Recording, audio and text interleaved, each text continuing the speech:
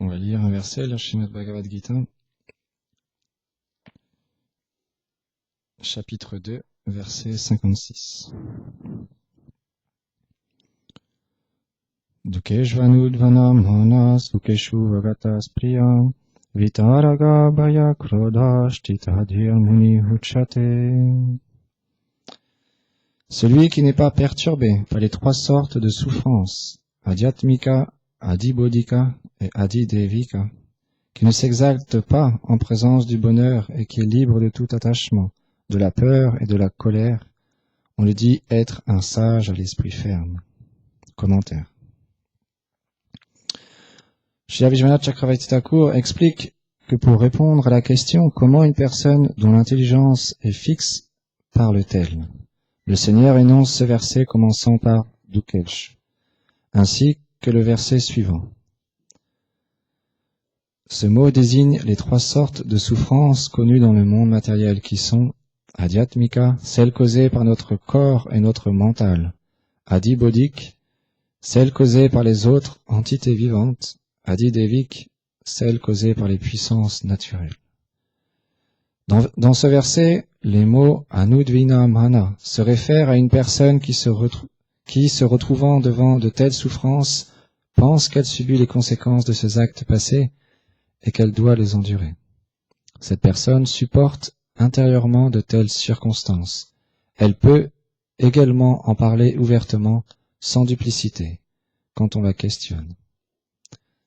Dans chacun de ces cas, son visage ne montre aucune agitation. De même, lorsqu'une situation joyeuse survient, elle sait que cette situation n'est que le fruit d'une action passée positive. Afin de clarifier cette position, ce verset décrit une telle personne comme étant Vitaraga, détaché du bonheur, Vitabhaya, libre de toute peur même devant des léopards qui désirent les manger, Vitakrodha, ne ressentant aucune colère même à l'égard de personnes qui viennent l'attaquer ou la tuer.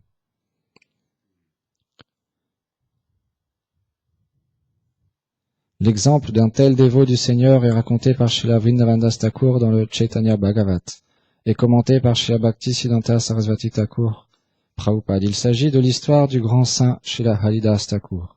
Un jour, il fut condamné par un gouverneur musulman. Le Kashi appela alors les gardes et leur ordonna strictement « Frappez-le de la sorte qu'il en meure ». Les gardes eurent l'ordre de frapper Haridas plus que nécessaire. Les gardes l'amenèrent de marché en place de marché et le frappèrent sans miséricorde. Haridas se souvenait simplement du nom de Krishna. Et grâce à ce souvenir rempli d'extase, il ne ressentait aucune douleur. Les gens pieux étaient dans une grande détresse de voir le châtiment de Haridas et la manière dont il était frappé. Néanmoins, les gardes ne furent preuve d'aucune miséricorde et continuèrent à le frapper avec colère de place en place. Ils commencèrent aussi à le torturer de différentes façons. Mais comme Prahlad, il ne ressentait aucune souffrance. Une telle tolérance est naturelle pour les purs dévots du Seigneur. Ils sont si occupés à servir constamment le Seigneur suprême que les incidents du monde extérieur, comme la torture, ne peuvent leur apporter aucune anxiété. Au contraire, Haridas se sentait désolé pour les gardes qui étaient engagés à le frapper, et il priait pour le bénéfice et la délivrance de ces êtres mauvais. Ô Krishna, sois miséricordieux envers ces entités vivantes et pardonne leur offense de me torturer. Réalisant que le Seigneur suprême serait grandement insatisfait par la torture qui lui était infligée par les musulmans, il pria au pied Resolutus pour leur bien. Les gardes le frappaient sévèrement sur les différentes places de marché afin de le tuer, mais il n'était même pas perturbé par le fait d'être battu. Égarés par les vagues du monde externe, les âmes conditionnées ordinaires acceptent leur propre mental vacillant comme étant directeurs de toute leur activité.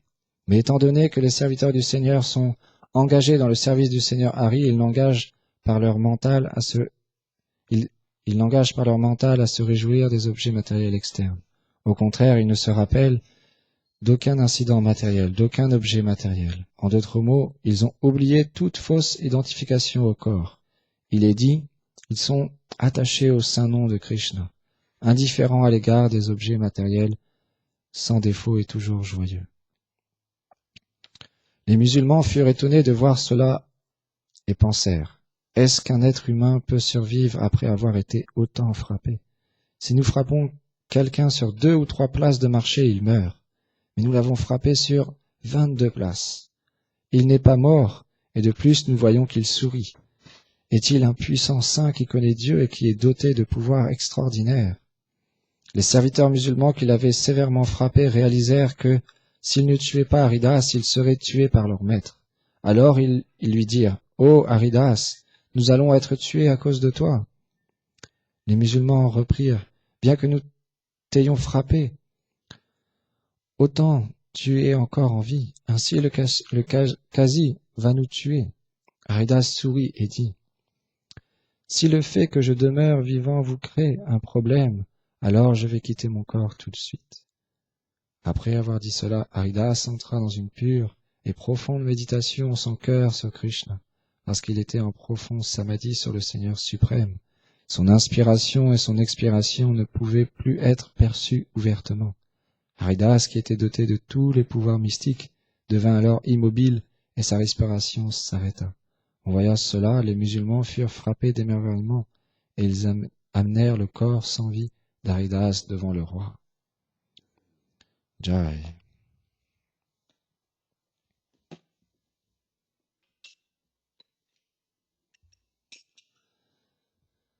Om Agyanati Milandasya Gyanam Jalam Sharakayam Shakshur Militam Yena Tasme Shigurave Namaha. Namo Vishnu Padaya Chaitanya Prastarupine Shishimad Bhakti Chandanaya Yati Goswamiti Namine. Namo Vishnu Padaya Gauranga Prastarupine Shishimad Bhakti Viblave Goyaniti Namine.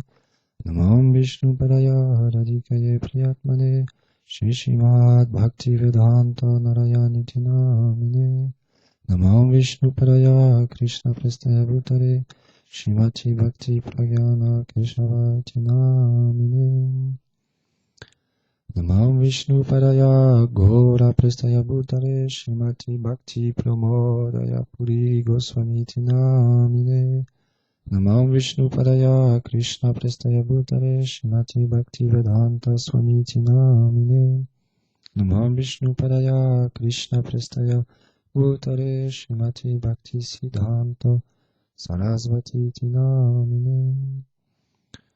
Jai Shri Krishna Chaitanya Prabhu Nityananda Shri Advaita Gadadhar Shivasadi Gaura Bhakta Vrinda. Hare Krishna Krishna Krishna Hare Hare Hare Rama Rama Rama Hare Hare. Vrindaye Tulasi Devye Priyaye Kesavasya Cha Krishna Bhakti Pratadevi Satyavate Namo Namaha. Vancha Karpataro Vyacha Kripa Sindhu Vyayevacha Patitanam Pavanebhyo Vaishnavebhyo Namo Namaha.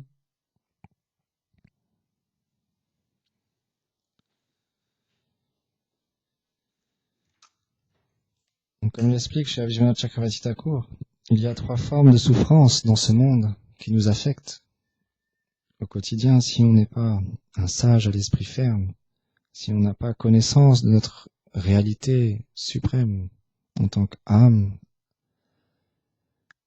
pure servante du Seigneur Shri Radha Krishna. Alors on est affecté par les choses qui sont dues à notre corps et à notre mental. Celles causées par les autres entités vivantes et celles causées par les puissances naturelles de ce monde.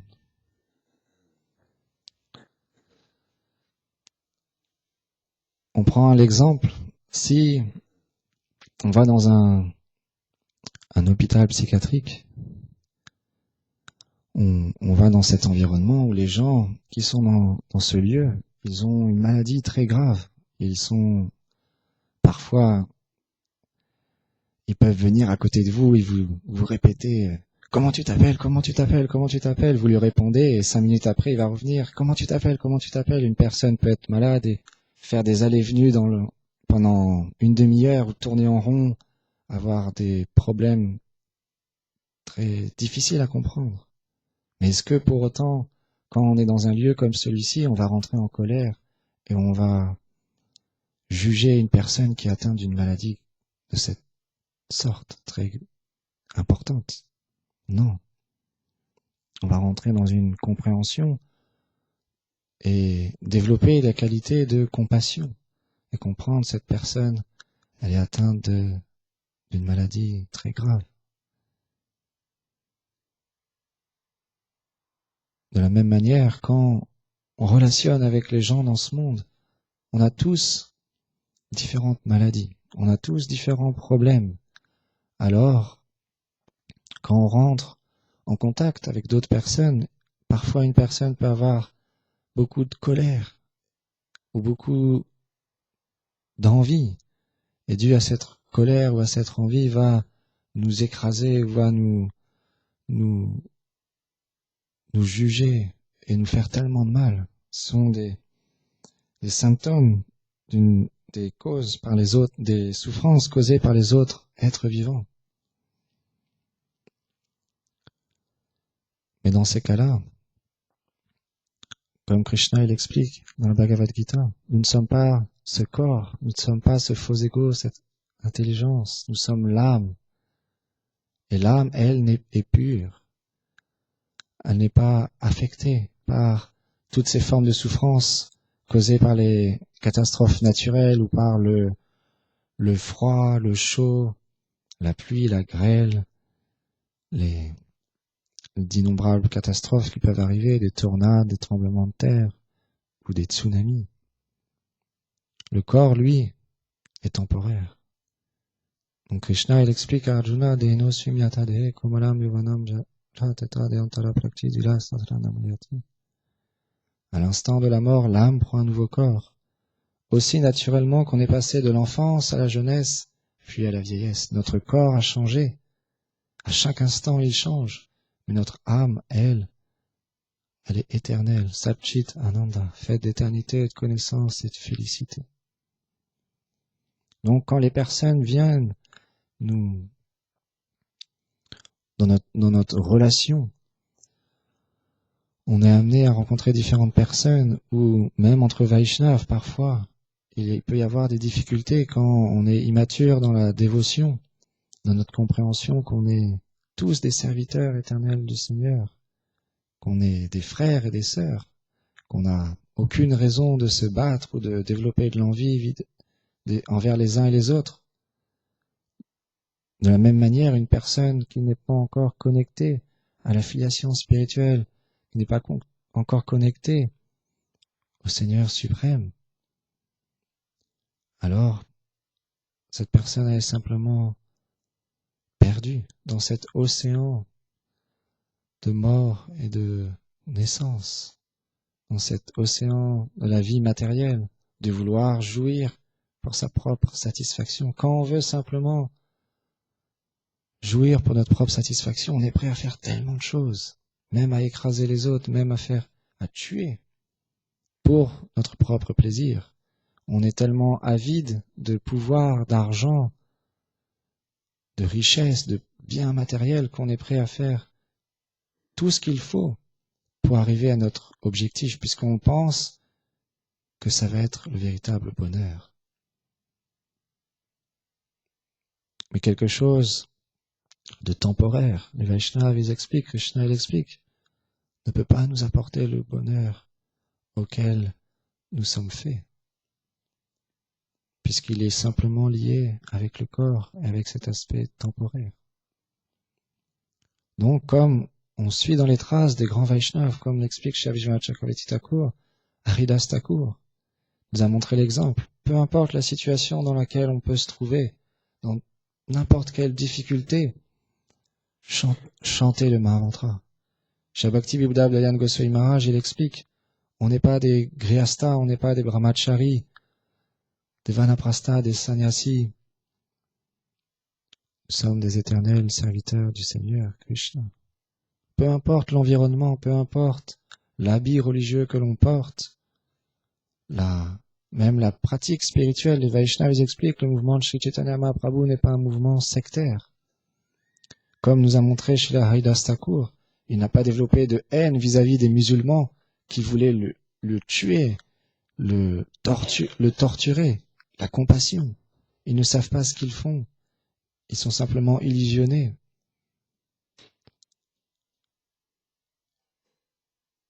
Extrêmement miséricordieux.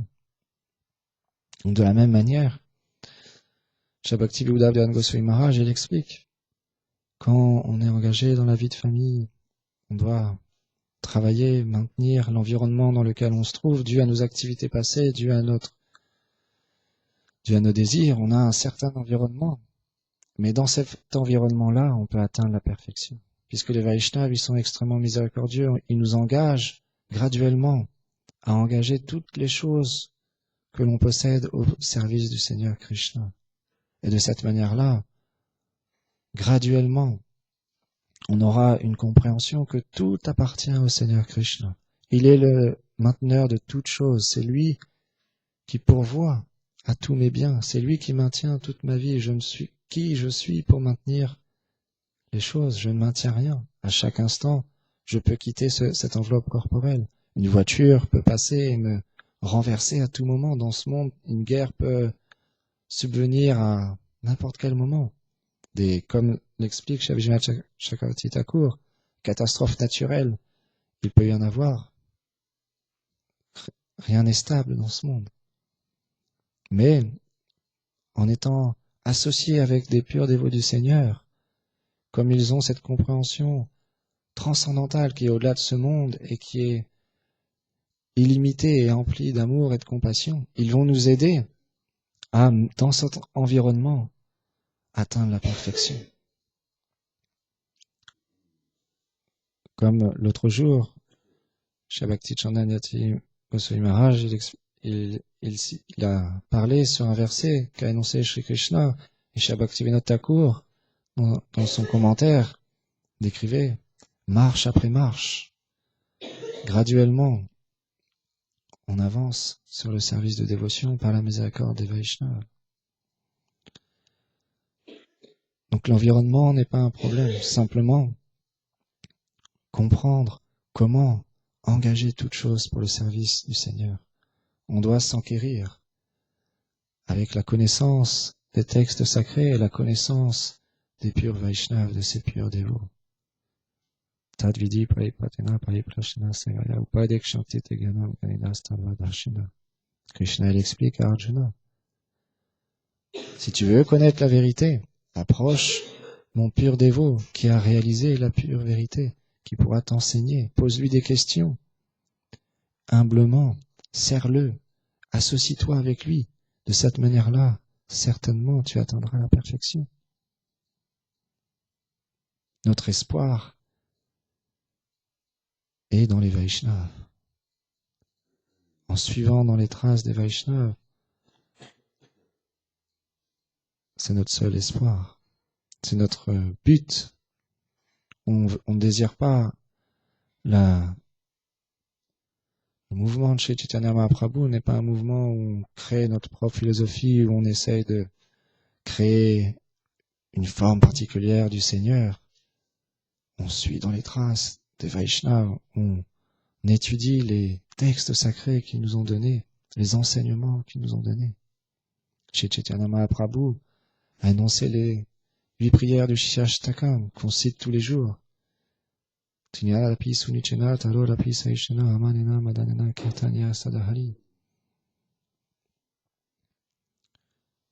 humble qu'un brin d'herbe, comme chez la Haridas Thakur. On doit commencer, même si c'est extrêmement élevé, extrêmement difficile. Ça nous paraît comme une montagne, ça nous paraît impossible à arriver à être aussi humble qu'un brin d'herbe, plus tolérant qu'un arbre, ça nous paraît impossible puisqu'on a encore énormément d'impureté dans le cœur, de désir, de position, d'indépendance, de pouvoir. Alors l'humilité, ça nous paraît extrêmement difficile. Donc les Vaishnavas, ils expliquent. Il y a un divertissement, je lisais, il y a quelques jours, dans Sri Chaitanya Charitamrita. Shivananda Sen et différents Vaishnavas, ils ont appris que Sri Chaitanya Mahaprabhu se rendait à Jagannath Puri. Ils étaient tous à Navadvip au Bengale. Alors Shivananda Sen, il a organisé le voyage avec différents associés du Seigneur Mahaprabhu pour aller voir leur bien-aimé Sri Chaitanya Mahaprabhu. Et quand ils sont partis, il y a un chien qui les a suivis, qui a pris refuge en Shivananda Sen. Jai Shishinita Vijamba Shishinanda Shagopal Shishiradhar. Donc il a pris refuge en Shivananda Sen. Et Vaishnava, leur nature est d'être extrêmement compassionné, bienveillant à l'égard de tous les êtres. Donc il lui a permis de les suivre et il lui donnait du Mahaprasad. À un moment, c'est expliqué, il a dû à un service qu'il devait rendre. Le chien était livré à lui-même et il n'avait pas été nourri. Et le chien s'était enfui. Shivananda Sen a été très peiné, très triste. Il a même jeûné, puisqu'il a considéré qu'il avait manqué à son devoir, que ce chien avait pris refuge pleinement en sa personne et qu'il devait lui apporter protection et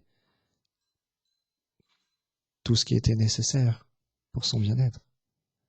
Et il a demandé à tous les différents Vaishnavas de le chercher partout.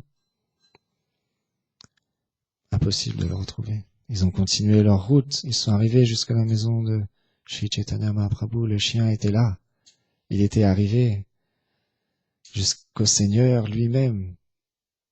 Sri Chaitanya Mahaprabhu, il donnait des morceaux, pulpes de noix de coco, Mahaprasad, et le chien y mangeait les restes de Mahaprabhu. Et Sri Chaitanya Mahaprabhu lui disait au chien de chanter Hari Hari, Hare Krishna, Krishna Krishna. Le chien, il chantait Krishna Krishna. Tous les Vaishnavas étaient émerveillés de voir à quel point il avait obtenu la miséricorde du Seigneur Mahaprabhu. Par la suite, il a quitté son corps et il a atteint la plus haute plateforme de la dévotion. Donc, par la miséricorde des Vaishnavas, nous-mêmes qui sommes si déchus et qui avons si peu de qualité, alors on peut atteindre la perfection. Simplement, il faut désirer être plus petit que le plus petit. C'est ce qu'enseignent les Vaishnavas. Ne pas vouloir devenir un maître, mais un serviteur. Das Anudas, le serviteur du serviteur du serviteur de Shri Radha et Krishna. Et quand, graduellement, on développera cette compréhension et ce désir dans notre cœur, alors, peu importe les formes de souffrance qui viendront dans notre vie, que ce soit celles causées par le corps, notre corps aussi peut véritablement nous faire tellement souffrir, des mal de dos peuvent venir, la maladie, le mental vacille à chaque instant, le mental est tellement agité, tellement difficile à contrôler, il peut nous faire penser tellement de choses, il peut nous amener tellement de loin de la réalité, et donc souffrir. Et la souffrance causée par les autres entités vivantes. Dans ce monde, Bhakti-Vedanta Goswami Maharaj, il prenait l'exemple des personnes au pouvoir. Ils font toute une campagne pour arriver à leur fin à être le président ou le premier ministre. Et une fois qu'ils sont en place, après, ils font tout en sorte pour garder leur place. Ils doivent se battre pour garder leur place, pour avoir cette position de pouvoir, de richesse. De la même manière, tant qu'on n'a pas une vie interne, tant qu'on ne cherche pas une voie spirituelle, on ne cherche pas la dévotion, simplement, on rencontrera la frustration, puisque les êtres dans ce monde exploitent de plus en plus pour leur propre plaisir. Mais comme l'âme est faite pour donner du plaisir, on ne peut véritablement trouver le bonheur dans cette condition. On obtient, comme l'explique Krishna Arjuna, du malheur et du bonheur dû à nos activités passées. C'est comme quand on est parent. Les Vaishnavas ils expliquent Jai Shri Nishingadev Bhagavan Ki Jai Shri Bhakta Maharaj Ki Jai.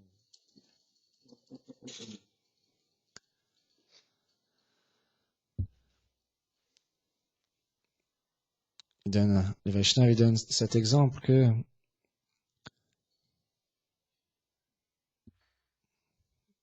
les Vaishnavas donnent cet exemple. Par exemple, un enfant il dit je veux pas à l'école, je veux pas aller à l'école, je veux pas aller à l'école, et il refuse d'aller à l'école. Alors les parents, qu'est-ce qu'ils vont faire? Ils vont lui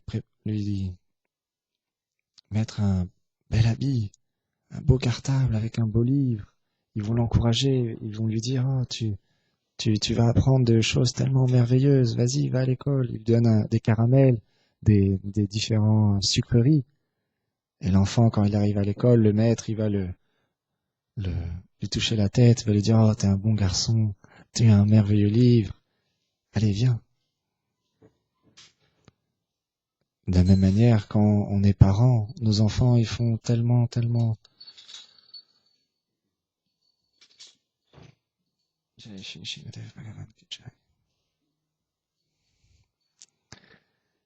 de turbulences,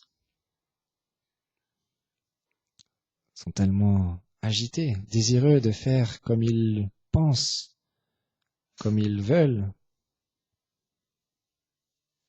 Et parfois, c'est même très difficile pour des parents de faire comprendre à un enfant qu'il trouvera pas la satisfaction en faisant ce genre de choses. Par exemple, il y a un exemple qui est donné avec un fan. L'enfant, il dit, je veux mettre mon doigt, je veux toucher le fan. Mais le fan, il tourne très vite. Alors, les parents, ils savent, ça va te faire très très mal, t'es sûr. Alors, ils débranchent la prise. Ils attendent que l'hélice soit au ralenti. Et ils lui disent, allez, vas-y, mets ton doigt. Si vraiment tu veux essayer, mets ton doigt. Alors l'enfant, il met son doigt et hop, ah, ça fait mal, ça fait mal. Oui, je t'avais prévenu. De la même manière, avec le feu, même exemple est donné. De la même manière, nous aussi, on peut expérimenter cette indépendance, on peut expérimenter toutes sortes de jouissances dans ce monde. On prend leçon des actes que l'on fait.